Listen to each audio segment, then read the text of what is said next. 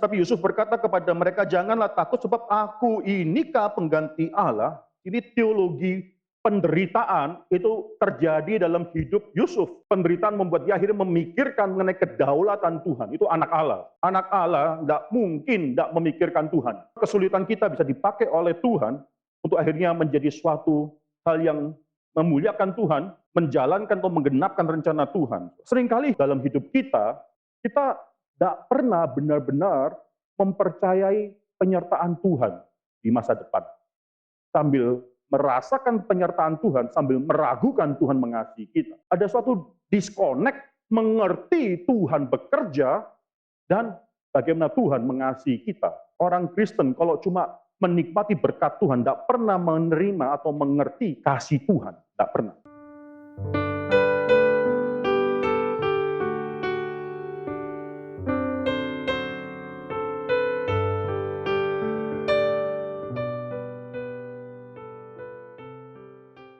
Hari ini kita akan melanjutkan Great Prayers in the Bible, dan saya mengambil doa daripada Yakub sekali lagi, doa dia yang lain. Yakub adalah seorang yang demikian penting dalam sejarah atau hidup daripada orang Israel. Itu berkat Tuhan diturunkan kepada Abraham, kepada Ishak, bukan kepada sembarang orang, tapi khusus kepada Ishak, dan kepada Ishak bukan kepada semua anak daripada Ishak, tapi khusus kepada Yakub, dan nanti Yakub akan menjadi bapak daripada 12 suku bangsa orang Israel, dan saudara bisa melihat itu bangsa Israel itu keturunan daripada Abraham sekarang dinyatakan menjadi suatu bangsa melalui keturunan daripada Yakub. Jadi Yakub sangat penting sekali dalam hidup orang Israel. Mari kita membaca suatu bagian Alkitab di dalam Kejadian pasal yang ke-48. Saudara. Ini adalah akhir daripada hidup Yakub. Di sini kita bisa melihat hidup dia. Pada akhir-akhir hidup dia, kita akan membaca cukup panjang, tidak apa-apa, ke-22 ayat daripada Kejadian pasal 48. Saya akan ajak yang laki-laki membacakan ayat-ayat yang ganjil, yang perempuan membacakan ayat-ayat yang genap, dan mari kita bertanggapan, demikianlah firman Tuhan. Sesudah itu ada orang mengatakan kepada Yusuf, ayahmu sakit, lalu dibawanyalah kedua anaknya, Manasye dan Efraim.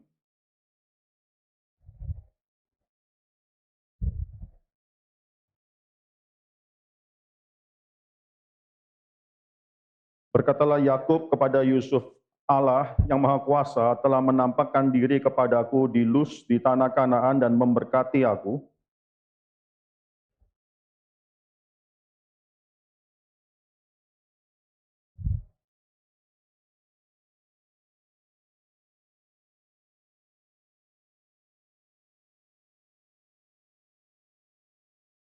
Maka sekarang kedua anakmu yang lahir bagimu di tanah Mesir, sebelum aku datang kepadamu ke Mesir, akulah yang empunya mereka, akulah yang akan empunya Efraim dan Manasye sama seperti Ruben dan Simeon.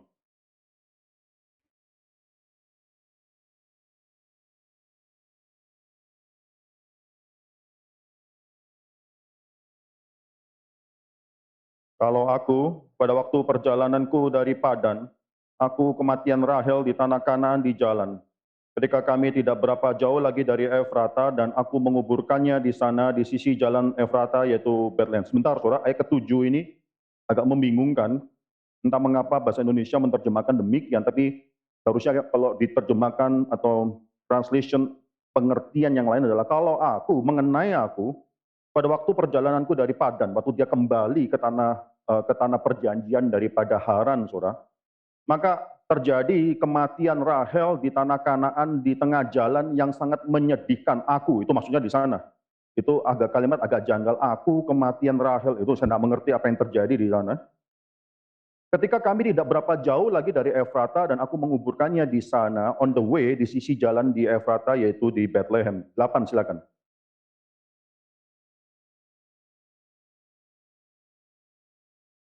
Jawab Yusuf kepada ayahnya, inilah anak-anakku yang telah diberikan Allah kepadaku di sini. Maka kata Yakub, dekatkanlah mereka kepadaku supaya aku berkati mereka.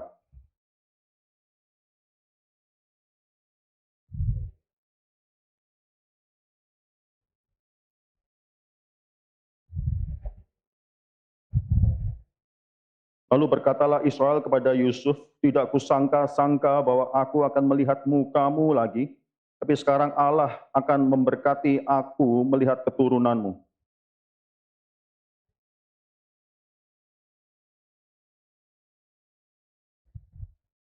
Setelah itu Yusuf memegang mereka keduanya, dengan tangan kanan dipegangnya Efraim, yaitu di sebelah kiri Israel, dan dengan tangan kiri Manasye, yaitu di sebelah kanan Israel. Lalu didekatkannya lah mereka kepadanya.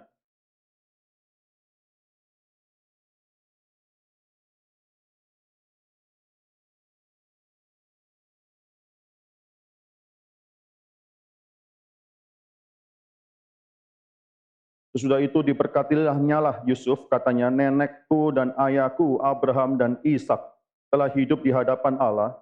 Allah itu sebagai Allah yang telah menjadi gembalaku selama hidupku sampai sekarang, dan sebagai malaikat yang telah, 16,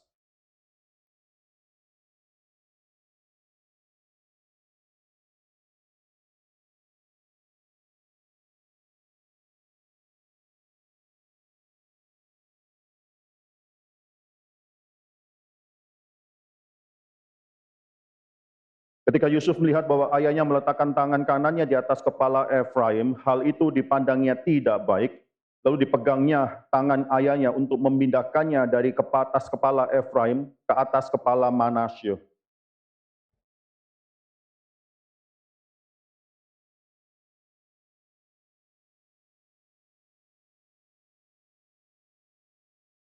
Aku aku tahu anakku, aku tahu, ia juga akan menjadi suatu bangsa dan ia juga akan menjadi besar kuasanya.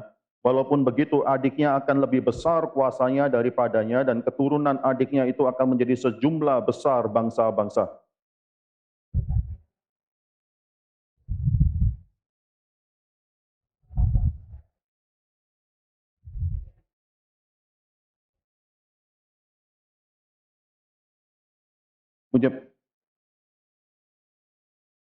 Kemudian berkatalah Israel kepada Yusuf, tidak lama lagi aku akan mati, tapi Allah akan menyertai kamu dan membawa kamu kembali ke negeri nenek moyangmu.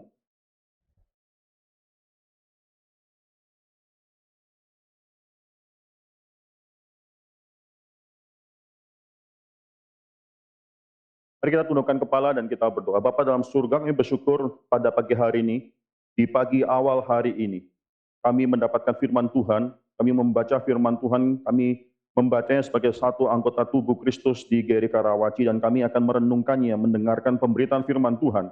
Dan kiranya pemberitaan firman Tuhan ini diberkati Tuhan sedemikian rupa, sehingga tidak ada satu kalimat pun yang akhirnya tidak membentuk dan tidak mengarahkan hati kami kepada Tuhan. Ya Tuhan, bekerjalah melalui persekutuan doa daripada GRI Karawaci ini. Kami berdoa, hamba berdoa untuk mereka yang sudah hadir di ruangan ini, kerinduan mereka untuk bersama-sama berdoa, berlutut bersama.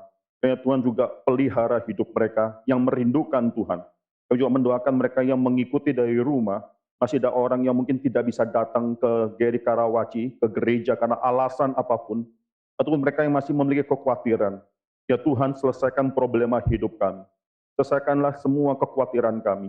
Ajar kami untuk bisa mengharapkan dan melihat indahnya persekutuan kembali di masa yang depan, ya Tuhan. Persiapkan hati kami, bukan untuk membiasakan diri kami, memisahkan diri kami daripada persekutuan, tapi justru pandemi ini menjaga hati kami, dan akhirnya mengarahkan hati kami untuk memandang ke depan, melihat berkat Tuhan yang Tuhan sediakan bagi kami lagi. Kami serahkan semua ini dan doa-doa yang akan kami panjatkan pada hari ini. Dalam nama Tuhan Yesus Kristus kami berdoa dan mengucap syukur. Amin. Sekali lagi, saudara, Yakub menjadi satu figur yang sangat penting sekali di dalam hidup daripada orang Israel. Maka sekarang sangat menarik sekali bahwa kita mempelajari hidup daripada Yakub dan khususnya doa dia pada akhir hidup dia. Saudara, sekali lagi, saudara, pemilihan Tuhan itu bukan ketika Tuhan memberkati Abraham, maka semuanya tanpa ada syarat itu akan mendapatkan berkat Tuhan, khususnya secara rohania, secara spiritual. Berkat Tuhan itu diberikan melalui garis keturunan yang sudah Tuhan tetapkan. Abraham punya Ishak, ya anak Ishak dan Ismail. Ismail mendapatkan berkat daripada Tuhan karena dia memang adalah keturunan Tuhan, tapi lebih khususnya adalah Ishak. Dan sebenarnya kalau saya perhatikan dalam Kejadian pasal 25, anaknya Abraham itu bukan cuma Ishak dan Ismail, ada banyak anak Abraham yang lain lagi, tapi khususnya cuma Ishak saja. Saudara. Itu yang dipilih oleh Tuhan. Itulah anak perjanjian, bukan semua anak, tapi anak perjanjian. Dan di Ishak sendiri memiliki anak Yakub dan Esau, itu sekarang dikhususkan lagi, difokuskan lagi, bukan semua keturunan daripada Ishak, tapi cuma keturunan daripada Yakub sajalah. Dan nanti akhirnya dari 12 suku bangsa tersebut Tuhan membangkitkan satu bangsa, dan melalui mereka Tuhan akan memberikan juru selamat, saudara. Minggu lalu kita sudah berbicara mengenai doa pasrah daripada Yakub dalam Kejadian pasal yang ke-32, bagaimana dia merasakan dalam kedemikian besar kesulitan hidup dia merendahkan diri di hadapan Tuhan, dia meminta, berteriak kepada Tuhan, "Deliver me, please. Tolonglah aku, lepaskanlah aku daripada kakakku Esau." Doa yang sangat indah sekali karena Yakub merasakan diri sudah tidak berdaya.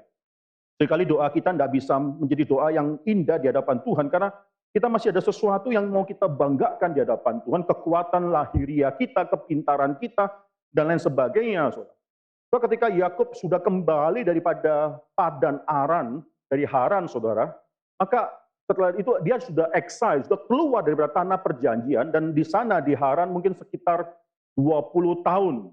Jadi dia keluar umur 77 dan dia akan kembali umur 97 tahun. Terjadi suatu rekonsiliasi akhirnya dengan Yakub dan Esau. Tapi saudara perhatikan, 20 tahun, masa waktu yang panjang bagi anak Tuhan adalah suatu pergumulan di hadapan Tuhan, dan Tuhan akan membentuk anak Tuhan tersebut. Ada perubahan dalam diri Yakub, pelan-pelan, dia belum selesai, dia akan terus dibentuk oleh Tuhan. Di minggu lalu saya katakan, masa yang panjang tersebut bagi orang yang bukan anak Tuhan, di luar daripada anak Tuhan, itu menjadi suatu masa yang demikian menyedihkan sekali. Esau setelah 20 tahun ketika mendengar Yakub kembali dalam tanah perjanjian, itu masih mau, ada suatu perasaan dendam, masih mau membunuh Yakub. Tidak ada perubahan sama sekali, tidak ada perubahan. Itu dia terus dalam masa waktu yang panjang itu dibakar dengan rasa dendam dia. Saudara, ketika dia di Haran, saudara, Yakub melahirkan 11 anak. 11 anaknya itu sampai dari Ruben sampai Yusuf itu semua dilahirkan di exile, sampai ketika dia masuk ke dalam tanah perjanjian, Rahel, istri yang dikasihinya tersebut, itu akhirnya melahirkan Benyamin, dan tidak lama setelah Benyamin dilahirkan, Rahel juga meninggal, saudara.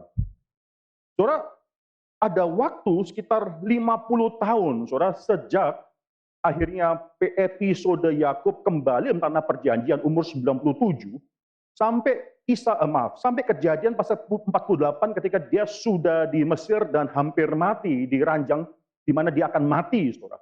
Itu kisah ada span sekitar 50 tahun, dan dalam 50 tahun itu, saudara, banyak sekali yang terjadi dalam hidup daripada Yakub.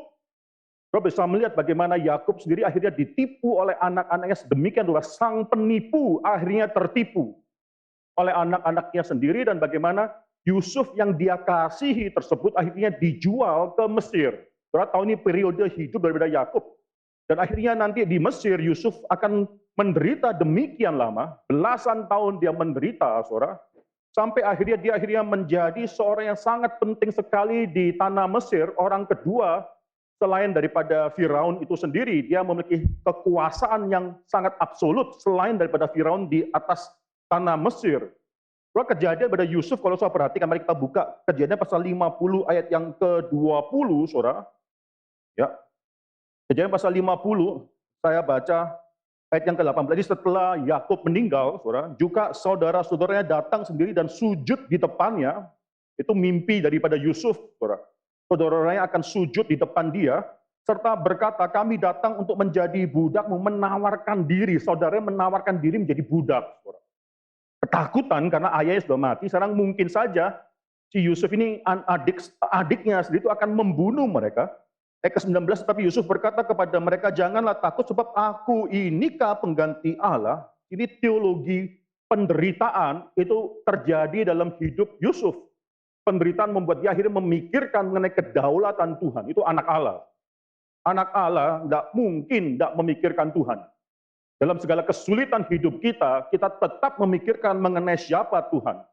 Anak Allah adalah anak-anak yang akan terus memikirkan mengenai kemuliaan daripada Tuhan. Terus saya percaya pergumulan Yusuf yang demikian lama tersebut itu akhirnya dibentuk oleh Tuhan sedemikian rupa, sehingga dia mengenal suatu hal bahwa Tuhan itu berkuasa atas hidup dia dan terbukti akhirnya apa yang terjadi dalam hidup dia. Ayat ke-20, saudara. Memang kamu telah mereka-rekakan yang jahat terhadap aku, tetapi Allah telah mereka-rekakannya untuk kebaikan dengan maksud melakukan seperti yang terjadi sekarang ini, yakni memelihara hidup satu bangsa yang besar. Basically, saudara, Yusuf mengatakan Tuhan itu berhak melakukan apapun dalam ciptaannya. Kamu mereka-rekakan yang jahat, aku kena dampaknya daripada kejahatan kalian, tapi pada akhirnya itu semua terjadi karena Tuhan sudah mereka-rekakannya untuk suatu kebaikan, itu memelihara hidup daripada satu bangsa. Itu keturunan daripada Yakub. Waktu itu mungkin belum sangat banyak sekali, saudara, tidak banyak, tapi dia sudah tahu ini klaim janji Tuhan, keturunan bangsa ini dipelihara. Kalau aku harus sengsara demi menjalankan kehendak Tuhan dan rencana Tuhan, so be it.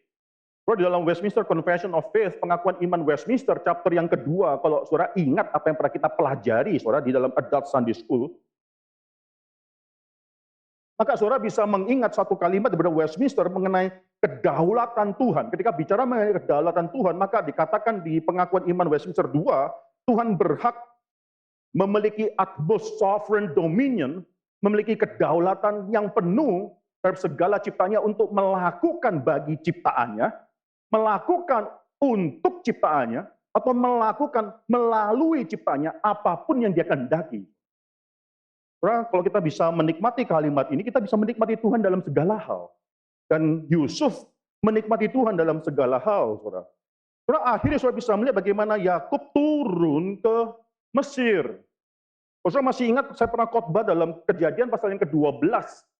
Ketika Abraham sudah tiba dalam tanah Kanaan, itu suatu spiritual victory. Dia akhirnya tiba di tanah di mana Tuhan sudah menjanjikan itu akan menjadi tempat atau yang diberikan kepada dia dan keturunannya. Suatu kemenangan, tapi Kejadian pasal 12 ayat ke-10 langsung menyambungkan berkat tersebut dengan suatu ujian. Pada saat itu terjadilah kelaparan, dan saya pernah mengatakan ketika Abraham turun ke tanah Mesir, bagi saya itu suatu kesalahan fatal. Karena toh akhirnya Abraham harus kembali lagi di Mesir, dia tidak menjadi berkat. Abraham harus kembali lagi ke dalam tanah perjanjian dalam Kejadian pasal 13. Setelah dia kembali, tetap ada kelaparan tersebut dan Tuhan akan memelihara hidup dia di sana. Tetapi saudara, kalau dalam kasus daripada Yakub ketika dia diminta Yusuf turun ke dalam tanah Mesir, itu bukan suatu pelanggaran. Bukan suatu hal melarikan diri, sama-sama terjadi kelaparan, tapi sangat berbeda sekali dalam hidup daripada Yakub ini. Yusuf yang meminta dia, Tuhan sudah mengirim Yusuf terlebih dahulu ke dalam tanah Mesir, dan Yusuf sudah menjadi berkat di dalam tanah Mesir. Yusuf meminta supaya Yakub turun dalam tanah Mesir supaya hidupnya dan hidup semua keluarganya itu bisa dipelihara. Dan ini sangat berbeda sekali dengan Abraham. Ya, ini ada rencana Tuhan itu nyata dalam perjalanan hidup dari Yusuf. Yakub bisa melihat bahwa Tuhan menyertai Yusuf.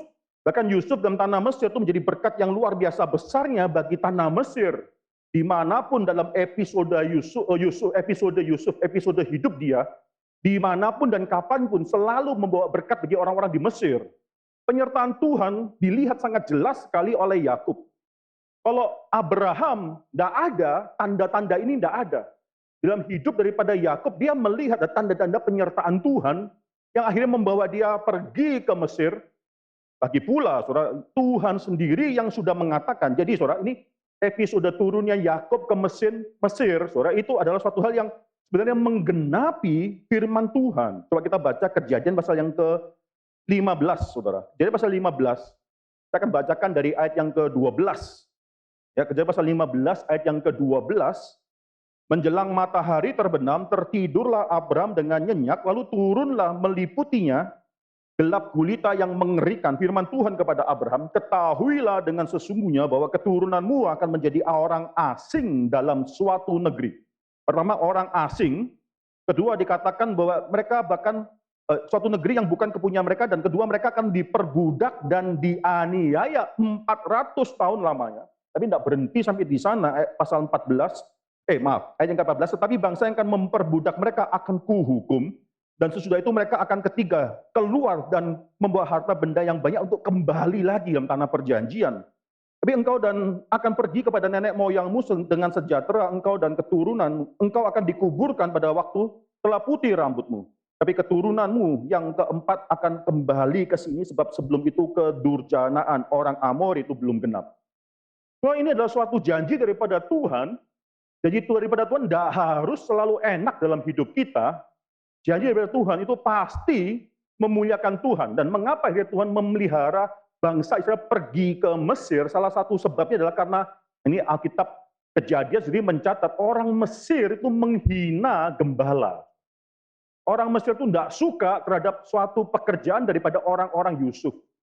Orang-orang Israel. Saudara. Orang Mesir adalah orang yang menghina pekerjaan gembala. Orang Mesir, saudara bisa lihat itu pembangunan piramid yang demikian besar. Mereka sudah settle down, mereka memiliki civilization yang demikian tinggi. Mereka melihat orang-orang yang nomadic sifatnya, yang mengembalakan, yang tinggal mungkin di kemah, menggembalakan kambing domba. Mereka tidak bisa percaya itu suatu kekejian, untuk Alkitab katakan, suatu kekejian bagi mereka. Tuhan memakai episode perbudakan 400 tahun lebih hidup daripada keturunan Yakub ini di Mesir nantinya untuk memelihara hidup daripada bangsa itu. Supaya mereka tidak kawin campur dengan orang-orang di Kanaan, di Mesir. Tidak mungkin mereka kawin campur.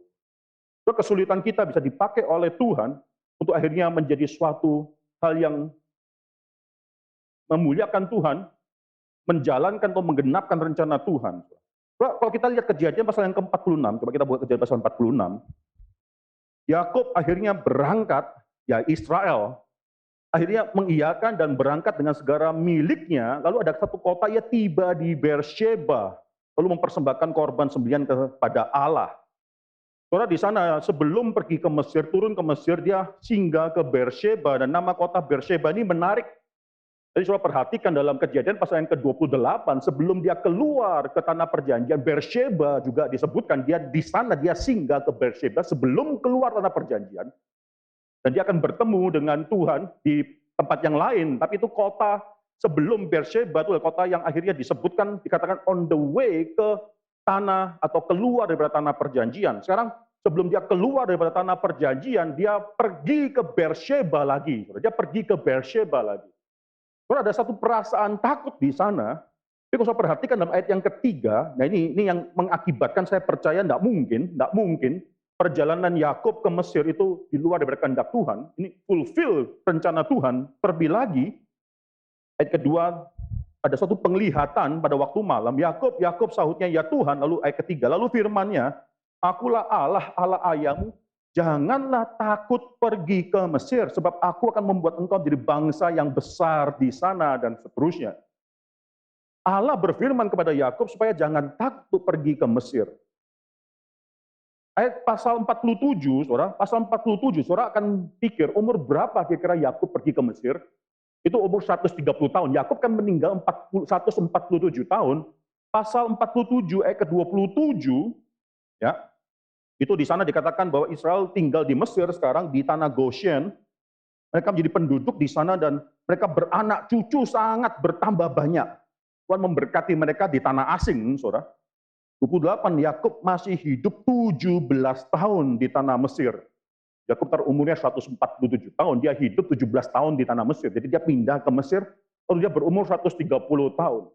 Kejadian pasal 47 ayat 27 sangat menarik sekali, menunjukkan bahwa berkat Tuhan kepada Abraham, Ishak dan Yakub saya mulai terlihat. Keturunan Yakub itu bertambah banyak, multiply sangat banyak sekali di tanah Mesir tersebut. Bahkan kalau saya perhatikan Keluaran, coba kita buka kitab Keluaran. Kitab Keluaran pasal 1 ayat ke-7 itu menceritakan mengenai betapa banyaknya, bertambah banyaknya keturunan daripada Yakub. Janji Tuhan itu direalisasikan, digenapkan justru bukan di tanah perjanjian, tapi di tanah asing, tanah perbudakan Mesir.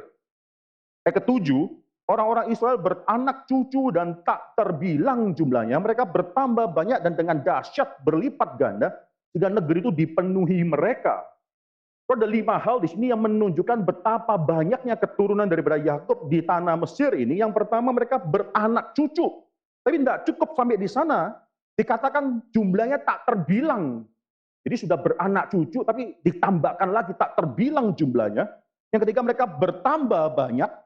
Yang keempat dengan dahsyat berlimpah ganda. Ini saudara lihat ya, makin lama semakin menyatakan mengenai kebesaran daripada orang keturunan Yakub di sana, sehingga negeri itu yang kelima, negeri itu dipenuhi oleh mereka.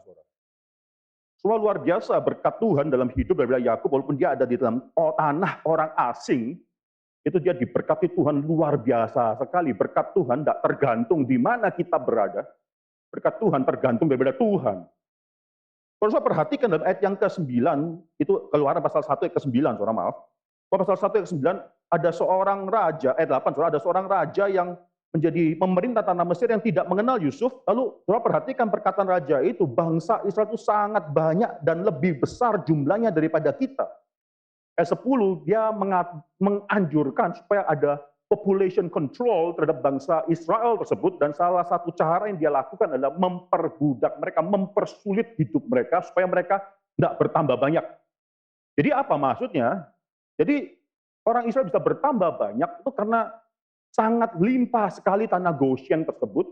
Tuhan memberkati mereka di sana. Itu makmur hidup mereka sehingga mereka bisa bertambah banyak. Resources is plenty. Berbeda sekali dengan tanah perjanjian yang mengalami kekeringan tersebut. Dan di dalam tanah Mesir, resources is so plenty bagi mereka untuk bertambah banyak, bahkan dikatakan dahsyat, berlipat ganda. Bahkan akhirnya jumlah mereka lebih dari jumlah orang Mesir, negeri itu.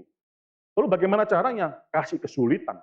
Kasih kesulitan, hidup mereka sulit. Supaya apa? Mereka nggak bertambah banyak. Ini cara yang pintar sekali, saudara, ini dibuat sulit, supaya mereka nggak memiliki resources, supaya mereka nggak mau menambah, atau ini masuk akal lah.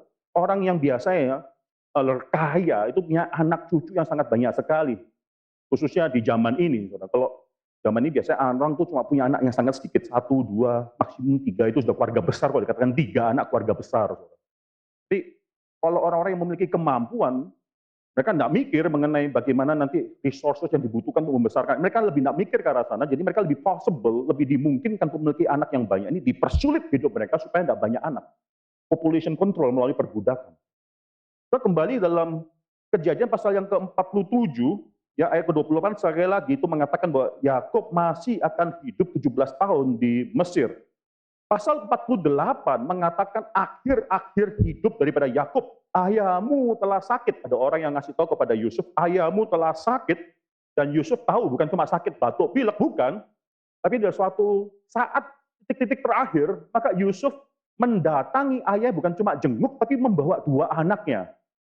Kita langsung tahu daripada urutan anak tersebut, yang itu dikatakan Manasye dan Efraim, 2 anak. Satu disebut terlebih dahulu, itu anak yang besar. Manasye itu selalu yang lebih besar, yang lebih utama disebutkan terlebih dahulu di sana. Yusuf membawa kedua anaknya, Manasye dan Efraim. Nah ini ketika sekarang Yakub sudah mau mati. Saudara, ketika Yakub sudah mau mati, kalau saudara perhatikan dalam ayat yang ke-3 sampai ke-7, saudara, itu Yakub berkata-kata kepada Yusuf, ada 3 hal yang dikatakan oleh Yakub. Semuanya berkenaan dengan janji Tuhan dalam hidup dia. Dia bukan sedang menceritakan mengenai episode hidup dia yang menarik. Tolong ingat ya, ini tolong turunkan pada anak cucumu mengenai hidupku yang menarik episode. Enggak. Dia sedang menceritakan mengenai bagaimana Tuhan itu setia dalam hidup dia. Sebelum dia mati, dia mau menurunkan satu pengajaran kepada anak cucunya di depan anaknya Yusuf dan cucunya. Dia menceritakan kembali episode hidup dia yang summarize atau meringkaskan, saudara, summary semua berkat Tuhan dalam hidup dia, berkat janji Tuhan. Yang pertama dia katakan, bicara mengenai bagaimana Tuhan menampakkan diri kepadanya di Luz, di tanah Kanaan, dan memberkati dia, berfirman ayat keempat, aku akan membuat engkau beranak cucu, aku akan membuat engkau bertambah banyak, aku akan memberikan negeri ini kepada keturunanmu untuk menjadi miliknya sampai selama-lamanya, dan seterusnya. Saudara. Berarti satu hal yang sangat besar sekali, di mana Tuhan menjanjikan orang yang berjahat ini keluar dari tanah perjanjian, tapi menjanjikan berkat Abraham, memberikan berkat Abraham kepada dia. Orang Yakub mengingatkan hidup dia adalah hidup di mana Tuhan bekerja. Yang kedua nanti kita akan bicara lebih banyak lagi, bicara mengenai adoption. Yang menarik sekarang, ya Yakub katakan, 2 anakmu lahir bagimu di tanah Mesir sebelum aku datang kepadamu ke Mesir. Tapi Yakub katakan mereka adalah anakku, adopted. Yakub mengadopsi kedua anak itu menjadi anaknya dia. Dan tidak tanggung-tanggung, bahkan dikatakan di sana, ya akulah yang mempunyai mereka, akulah yang akan mempunyai Efraim dan Manasye. Ini nama sudah dibalik saudara sama Yakub. Efraim dan Manasye sama seperti Ruben dan Simeon. Ruben dan Simeon adalah dua anak Yakub yang paling tua. Karena Yakub katakan mereka akan menjadi anakku, full sonship diberikan kepada mereka. Sama seperti anaknya dia sendiri secara fisik, yaitu Ruben dan Simeon. Yakub mengangkat kedua anak daripada Yusuf untuk menjadi anaknya dia. Perhatikan yang ketiga, Yakub lalu menceritakan mengenai Rahel. Ketujuh, mengenai aku pada waktu perjalananku dari Padan, aku kehilangan Rahel yang mati di tanah Kanaan di tengah-tengah jalan yang membuat aku demikian sedih. Ketika kami tidak berapa jauh lagi dari Efrata dan aku menguburkannya di sana di sisi jalan Efrata yaitu Bethlehem. Wah, ini bukan cuma Yakub mengutarakan kesedihannya dia, bagi saya ketika Yakub bicara mengenai Rahel meninggal di tengah jalan, lalu dikuburkan di Efrata. Yakub sudah menceritakan satu hal, walaupun dia belum sampai tujuan, itu suatu hidup daripada pilgrim. Dia belum sampai tujuan, sampai di dalam tanah perjanjian, kembali ke tempat dia yang semula. Rahel sudah mati dan harus ditinggalkan pilgrim. Banyak dalam hidup seorang musafir itu banyak yang harus ditinggalkan. Tapi kalau kita percaya pada pimpinan Tuhan, Yakub percaya pada pimpinan Tuhan, Yakub percaya bahwa walaupun dia meninggalkan Rahel di Efrata, seluruh tanah perjanjian itu akan diberikan kepada itu tanahnya dia. Jadi seakan Yakub mengatakan, tidak apa-apa ditinggalkan di Efrata, belum sampai dalam tujuan, saya harus meninggalkan Rahel yang dia sangat kasihi tersebut lebih daripada Lea. Dia tinggalkan di sana, tapi tidak apa-apa. Dia sudah mengklaim janji Tuhan ketika dia kembali ke tanah perjanjian. Tanah perjanjian itu adalah tanah miliknya dia sendiri. Terus saya kembali bicara mengenai ayat yang kelima, ini sangat menarik sekali. Yakub mengangkat dua anak daripada Yusuf, yaitu Manasye dan Efraim. Dia balik ordernya di Efraim dan Manasye untuk menjadi anaknya sama seperti anak-anaknya sendiri. Dia katakan kepada Yusuf, nanti anak-anaknya Efraim dan Manasye jadilah anak keturunanmu, enggak apa-apa, tapi kedua orang ini anakku. Dan ini luar biasa. Memang saudara 12 suku daripada Israel dikenal daripada keturunan atau anak-anak daripada Yakub. Tapi ketika Israel masuk ke tanah perjanjian dan mulai membagi-bagi warisan tanah perjanjian tersebut, maka saudara ada dua anak Yakub yang nggak dapat tanah. Dua anak Yakub yang nggak dapat tanah. Yang pertama Lewi, saudara Lewi nggak dapat tanah karena Tuhan katakan Lewi adalah milikku. Akulah warisan daripada Lewi. Lewi nggak dapat warisan tanah sama sekali. Suku itu hanya mendapatkan 6 kota perlindungan, tapi tidak mendapatkan tanah di dalam tanah perjanjian. Anak kedua yang nggak dapat tanah adalah Yusuf. Yusuf tidak mendapatkan bagian tanah. Tapi anaknya Yusuf, Efraim dan Manasye itu mendapatkan bagian tanah. Ini menarik sekali, saudara, ketika kita bicara mengenai tanah, maka tetap ada 12 pembagian tanah tersebut. Lewi nggak dapat, Lewi nggak dapat, Yusuf nggak dapat. Jadi dua hal ini digantikan oleh anaknya Yusuf, yaitu Efraim dan Manasye. Tetap ada 12 pembagian tanah di dalam tanah perjanjian tersebut. Nah, itu Efraim dan Manasye itu mendapatkan porsi warisan tersebut karena mereka dianggap sebagai anaknya Yakub. Di sini Yakub mengadopsi mereka. Terus menarik sekali ada paralel antara apa yang terjadi dalam Kejadian pasal 48, coba kita buka sedikit ya. Kejadian pasal 48 doa Yakub kepada doa Yakub kepada Efraim dan Manasye itu paralel ada dengan doa Ishak, Kejadian pasal yang ke-27, doa Ishak kepada Esau dan Yakub, saudara. Sama-sama, baik Ishak maupun Yakub akan memberkati dua orang sama-sama. Ishak memberkati Esau dan Yakub memberkati Efraim dan Manasye, saudara. Sama-sama dalam kondisi yang sangat tua, walaupun Yakub ketika dikatakan dalam Kejadian pasal 27, saudara, di pasal 27, Ishak sudah tua, matanya telah kabur sehingga ia tidak dapat melihat. Ayat yang kedua, berkatalah Ishak, lihat aku sudah tua, aku tidak tahu bila hari kematianku. Sudah sangat tua, Ishak merasakan dia akan mati walaupun belum mati. Masih ada waktu yang sangat panjang sekali sampai Ishak akhirnya benar-benar meninggal. Tapi Yakub di sini sangat tua sekali dan benar-benar akan mati. Tidak lama kemudian Yakub akan meninggal. Di sini saudara, mereka sama-sama tua dan Alkitab mengatakan sama-sama kabur matanya. tidak bisa melihat lagi.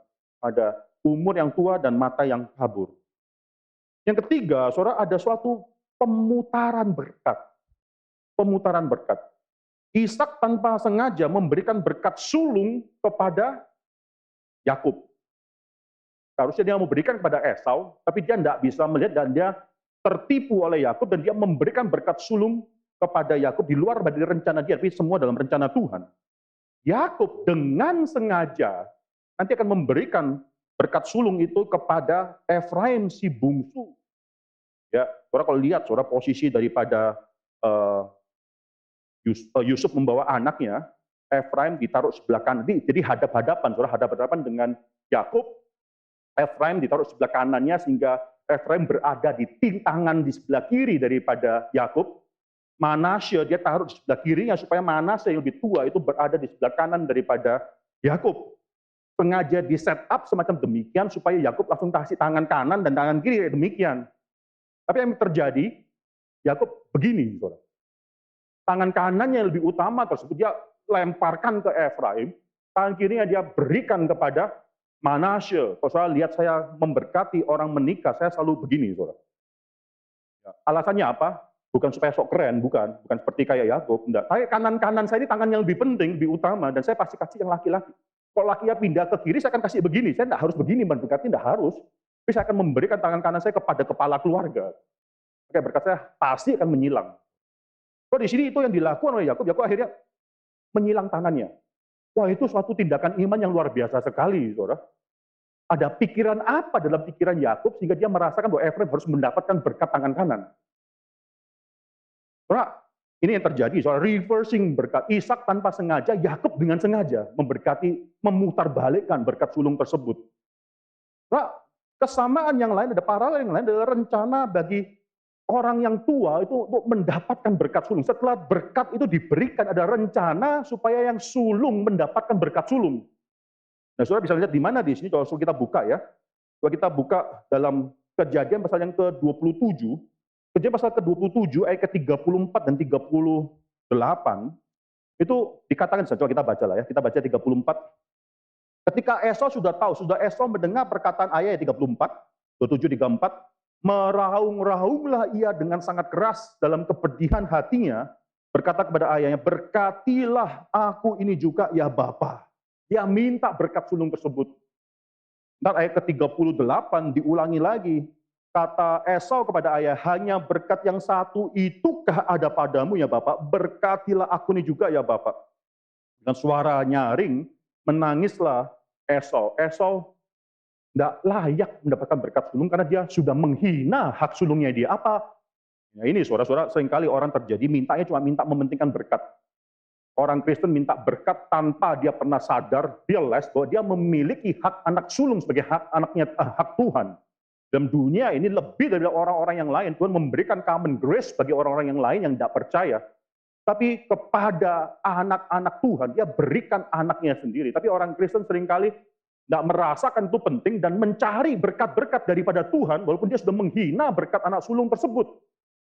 Ini adalah hal yang terjadi dalam hidup Esau. Dia meminta supaya Ishak memberikan berkat sulung tersebut.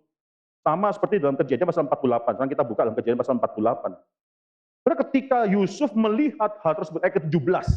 Ketika Yusuf melihat bahwa ayahnya meletakkan tangan kanannya di atas kepala Efraim, hal itu dipandangnya tidak baik. Kok berani Yusuf mengatakan bahwa apa yang dilakukan oleh ayahnya tidak baik? Dalam bahasa asli itu ada perkataan bukan cuma tidak baik, tapi tidak senang, displeased. Dia tidak take pleasure melihat ini yang terjadi. Dia tidak suka. Ada suatu kesan bahwa dia sedang marah karena apa yang terjadi. Ini sembrono sekali. Dia sengaja sudah set up supaya Manasye mendapatkan berkat tangan kanan daripada Yusuf, tapi dapat kiri.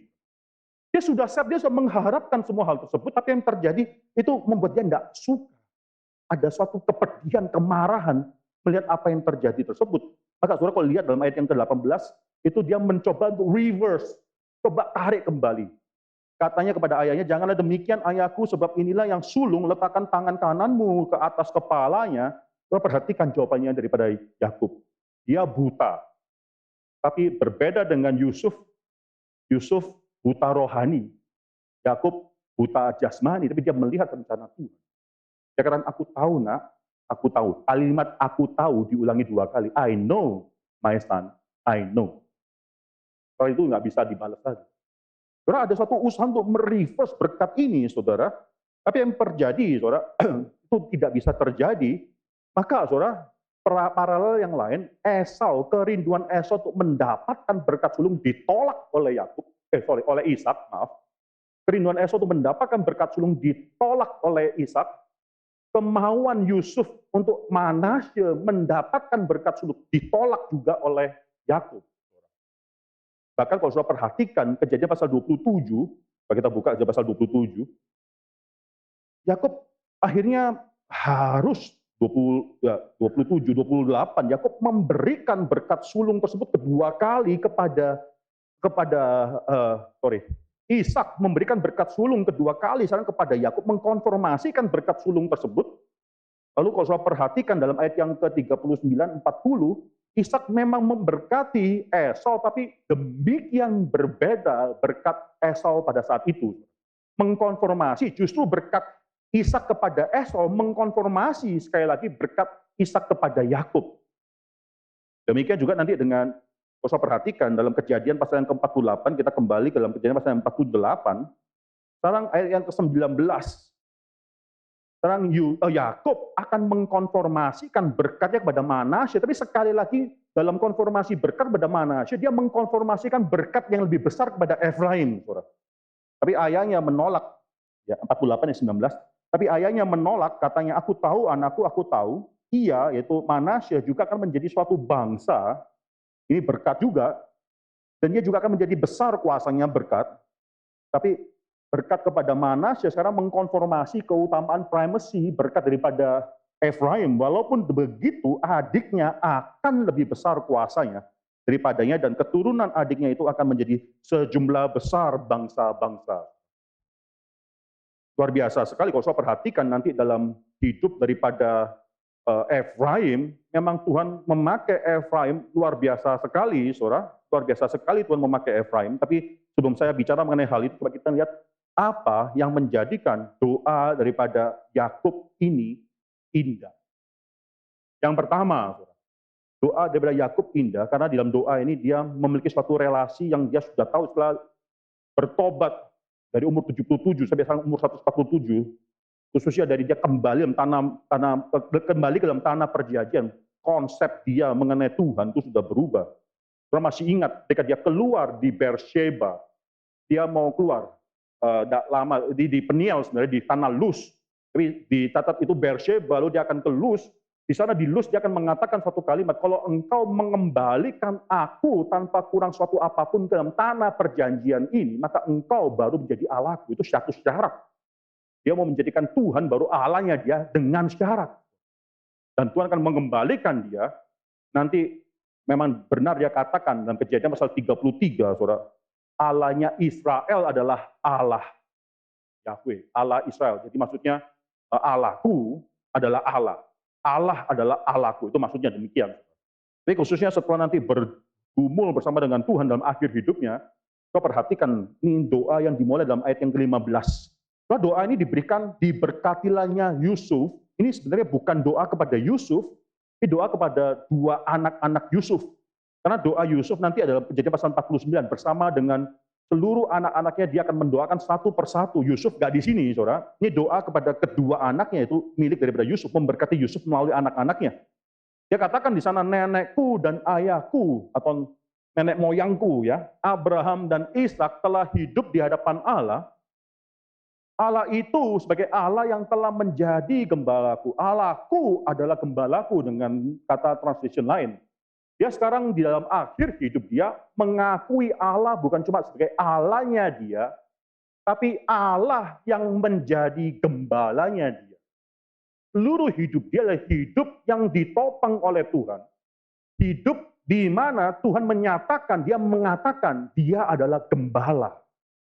Luar biasa, ini pengakuan bukan cuma aku mengenal Tuhan, tapi aku mengenal bagaimana Tuhan membimbing hidup. Aku mengenal bagaimana Tuhan memberi makan sehari-hari dalam hidup. Dalam kesulitan hidupku pun, tangan Tuhan adalah tangan gembala. Ini pengakuan dalam hidup daripada Yakub pada saat itu. Soalnya kedua, yang membuat Yakub akhirnya doa ini sangat indah sekali karena dia percaya kepada pimpinan daripada Tuhan. Kalau kita baca, saudara, selama hidupku sampai sekarang Allah adalah gembalaku dan sebagai malaikat yang telah melepaskan aku dari segala bahaya, dia kiranya juga memberkati orang-orang muda ini. Dia percaya bahwa seumur hidupnya Allah sudah membimbing hidup dia, itu pengalaman dia menjadi modal percaya bahwa Tuhan juga akan memimpin hidup daripada orang-orang muda ini, yaitu Manasye dan Efraim. Sehingga apa, namaku serta nama nenek dan bapakku Abram dan Ishak termasyur oleh karena mereka, dan sehingga mereka bertambah banyak dan jumlah yang besar di bumi. Itu bukan sedang mengharapkan namanya masyur. Ketika nama Yakub masyur, Ishak masyur, Abram masyur namanya, itu memasyurkan nama Tuhan. Itu pengharapan daripada Yakub, mengatakan bahwa kiranya seluruh dunia mengenal janji Tuhan ini. Nah, seringkali dalam hidup kita tidak pernah benar-benar mempercayai penyertaan Tuhan di masa depan. Sambil merasakan penyertaan Tuhan, sambil meragukan Tuhan mengasihi kita. Bahkan saudara, Alkitab ini mencatat bagaimana Tuhan bekerja dalam hidup anak-anak Tuhan. Tapi apa yang terjadi, seringkali kita tahu cerita-cerita Alkitab ini, tapi kita merasakan hidup kita itu lepas daripada pimpinan dan penyertaan daripada Tuhan. Ada suatu disconnect, mengerti Tuhan bekerja, dan bagaimana Tuhan mengasihi kita. Nah, ini sangat berbeda sekali. Coba kita buka 1 Samuel dengan pengalaman daripada Daud. Daud dihadapkan dengan satu momok yang terlalu besar, yang ditakuti oleh seluruh orang Israel, bahkan oleh orang yang paling tinggi secara ukuran badan, lebih tinggi satu kepala daripada seluruh orang Israel, bahkan dia adalah pimpinan, itu raja, yaitu Raja Saul. Saudara. Semua takut dengan Goliat satu orang. Goliat menantang barisan tentara Tuhan, ayo sekarang perang saja, 1 lawan 1, gak usah banyak-banyak bicara. Jangan semua mati, sekarang perang 1 lawan 1. Kirimlah warrior di antara kamu untuk melawan aku. Tidak ada satu orang pun yang maju. 40 hari, 40 malam dikatakan dalam Alkitab. Goliat menantang seluruh barisan tentara Tuhan. Tidak ada satu orang pun yang berani maju. 1 hari 2 kali, pagi dan petang. 80 kali tantangan itu dikeluarkan, disuarakan. Tidak ada orang Israel yang berani menjawab. Sampai akhirnya Daud datang. Daud datang pun, itu seakan-akan kebetulan, karena dia bukanlah termasuk tentara orang Israel, dia cuma disuruh oleh ayahnya mengirim makanan kepada kakak-kakaknya yang sudah cukup umur untuk berperang. Karena kan Daud datang secara kebetulan, tapi dia mendengarkan kalimat daripada Goliat ini dan langsung panas. Suatu ciri daripada anak Tuhan, ketika nama Tuhan dicela, kita tidak mikir mengenai untung rugi diri kita, kita memikirkan bagaimana membela kemuliaan Tuhan. Ketika nama Tuhan dicela, itu anak Tuhan itu pasti tidak suka. Calvin mengatakan anjing saja itu akan membela tuannya. Ketika tuannya dihina, anjing itu akan mencoba membela tuannya, apalagi anak Tuhan membela Tuhan. Karena nama Tuhan itu dihina, tidak dipermuliakan. Kau perhatikan satu hal, Daud luar biasa, anak muda Daud ini luar biasa. Dia mungkin masih belasan tahun, tidak cukup umur untuk perang. 1 Samuel pasal 17. Saya baca berapa ayat ya, ayat ke-33. 1 Samuel pasal 17 ayat 33, tetapi Saul berkata kepada Daud, tidak mungkin engkau dapat menghadapi orang Filistin itu untuk melawan dia, sebab engkau masih muda, sedang dia sejak dari masa mudanya telah menjadi prajurit. Tidak mungkin lah. Tidak usah bilang cuma ukuran tubuh. Keterampilan, pengalaman perang pun kamu tidak ada. Tapi Daud berkata kepada Saul, hambamu ini biasa menggembalakan kambing domba ayahnya. Apabila datang singa atau beruang yang menerkam seekor domba dari kawanannya, maka aku mengejarnya, menghajarnya, dan melepaskan domba itu dari mulutnya. Ini pembelaan terhadap domba. Sekarang bukan Saul yang menjadi gembala orang Israel, Daud yang memiliki mentalitas raja, gembala orang Israel. Kemudian apabila ia berdiri menyerang aku, maka aku menangkap janggutnya lalu menghajarnya dan membunuhnya. Baik singa maupun beruang telah dihajar oleh hambamu ini. Dan orang Filistin yang tidak bersunat itu, ia akan sama seperti salah satu daripada binatang itu, karena ia telah mencemooh barisan daripada Allah yang hidup. 37 penting. Pula kata Daud, Tuhan yang telah melepaskan aku dari cakar singa dan dari cakar beruang, dia juga akan melepaskan aku dari tangan orang Filistin itu. Pengalaman Daud menikmati, melihat penyertaan Tuhan di masa lalu adalah bekal dia menghadapi masa depan. Ini yang terjadi dalam doa daripada Yakub, Kejadian pasal 48. Mari kita balik ke dalam Kejadian pasal 48. Dia mengetahui bahwa bagaimana Tuhan itu sudah menjadi gembala seumur hidup dia.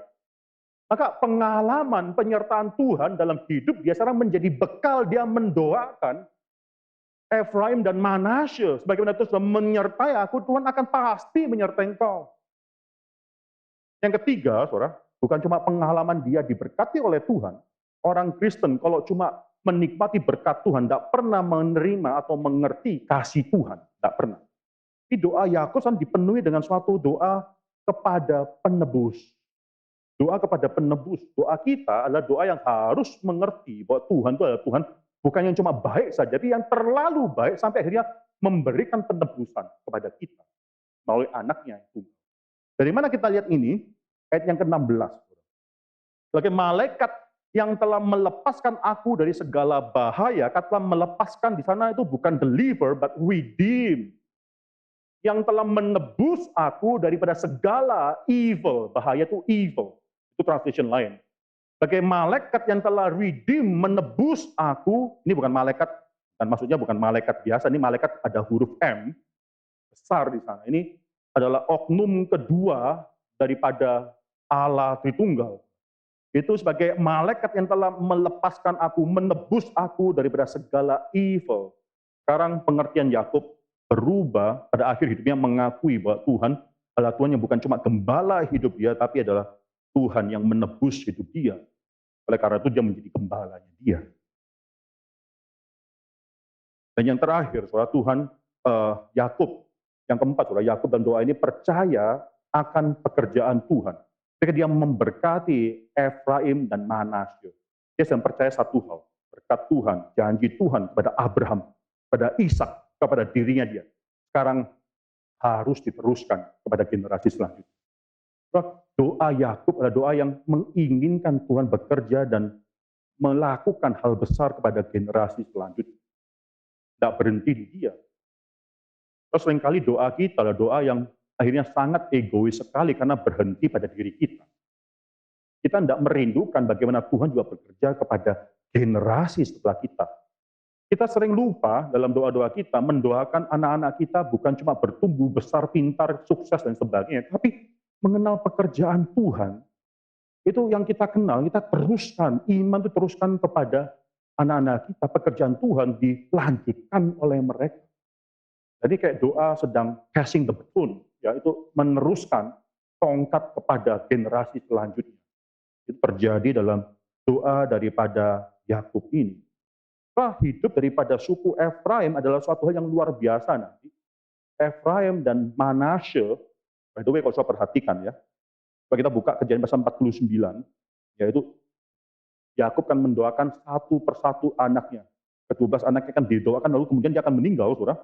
Ayat yang ke-26 itu kalau saudara baca itu adalah doa bagi anaknya yaitu Yusuf, berkat ayahmu melebihi berkat gunung-gunung yang sejak dahulu, yakni yang paling sedap di bukit-bukit yang berabad-abad.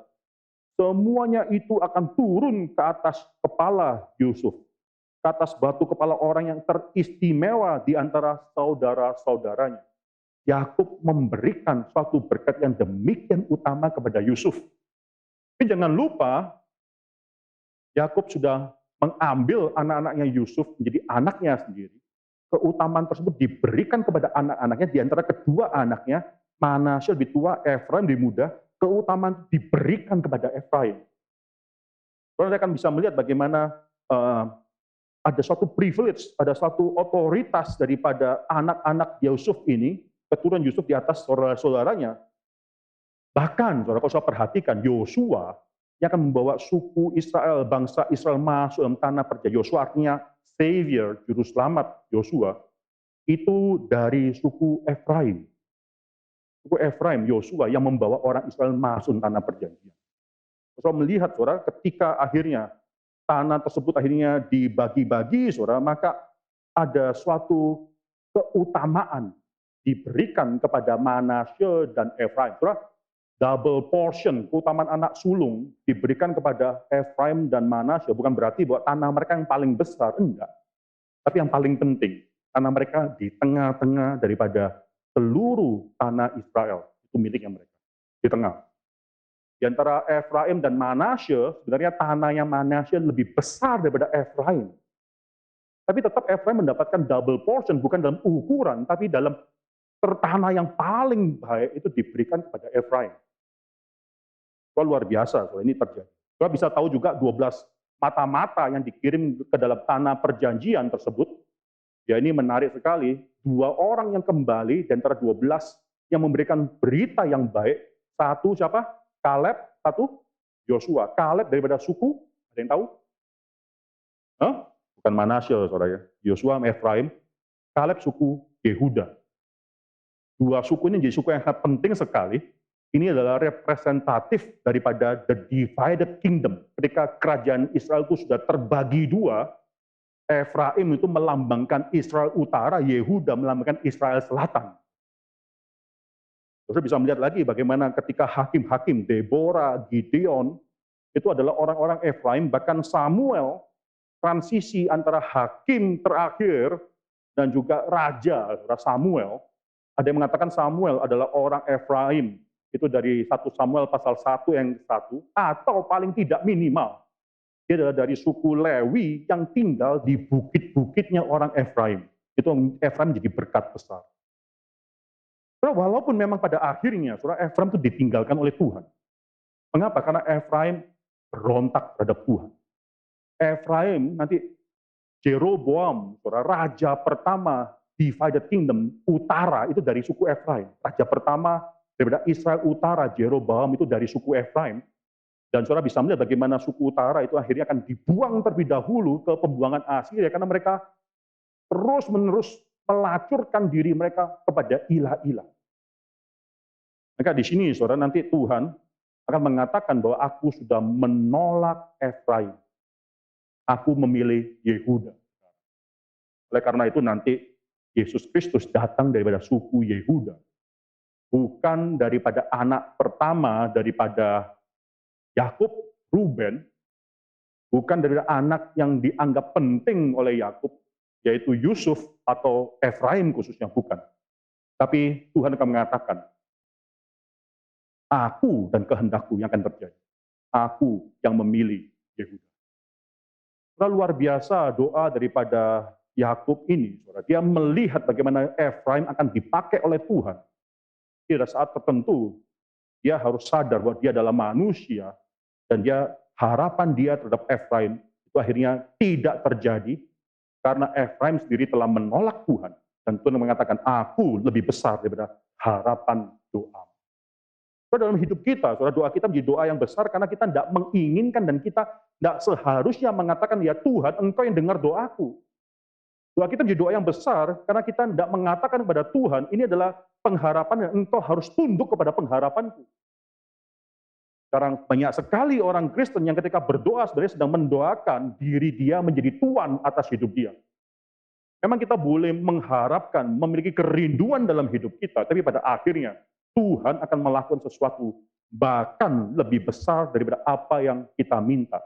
Ketika ada orang yang berduka, ada orang yang sedang berduka, kehilangan orang tuanya, kehilangan anaknya, saya selalu mengatakan suatu kalimat, kiranya bukan cuma Tuhan menghibur, menopang, tapi bahkan menghibur dan menopang, memberi kekuatan lebih dari yang kamu minta daripada dia. Mengapa? Karena kita sering tidak tahu diri kita. Kita sering tidak mengerti siapa kita. Kita sering akhirnya meminta sesuatu tanpa mengerti keterbatasan kita. Maka Roh Kudus akan menyempurnakan semua doa kita. Tuhan memberikan sesuatu sesuai dengan kehendak Dia. Ini terjadi. Doanya doa yang luar biasa indahnya, ada 4 hal yang saya sudah bicarakan, tapi tetap ada doa yang di mana akhirnya kehendak Tuhan harus terjadi lebih daripada keinginan daripada manusia. Mari kita menundukkan kepala kita dan kita serahkan juga diri kita kepada Tuhan. Di minggu-minggu yang akan datang, minggu depan kita akan mulai masuk dalam doa daripada Musa. Ya, Musa itu masuk dalam Keluaran, sekarang doa daripada Musa. Mari kita menundukkan kepala kita berdoa. Bapa dalam surga, kami sudah mendengarkan doa daripada Yakub. Tuhan yang menggerakkan Yakub untuk berdoa, Tuhan yang menyempurnakan doa daripada Yakub. Supaya Tuhan juga akhirnya menggerakkan kami, sehingga kami tahu bagaimana berdoa dan menyukai doa, dan dalam doa kami mendasarkan doa kami kepada janji-janji Tuhan, bukan keinginan hati kami. Kami berdoa ya Tuhan, kiranya Tuhan memimpin dan memberkati pergumulan anak-anak Tuhan yang jujur di hadapan Tuhan. Kami serahkan hidup kami, hidup keluarga kami, hidup pasangan hidup kami, anak-anak kami, orang tua kami dalam tangan Tuhan. Sekarang kami akan masuk dalam persembahan. Tuhan berikan pada kami satu hati yang merindukan kemuliaan Tuhan terjadi, dilakukan melalui apa yang kami persembahkan. Kami akan masuk dalam doa-doa kami. Tuhan berikan pada kami suatu momen doa yang indah. Kami serahkan semua dalam nama Tuhan Yesus Kristus kami berdoa. Amin.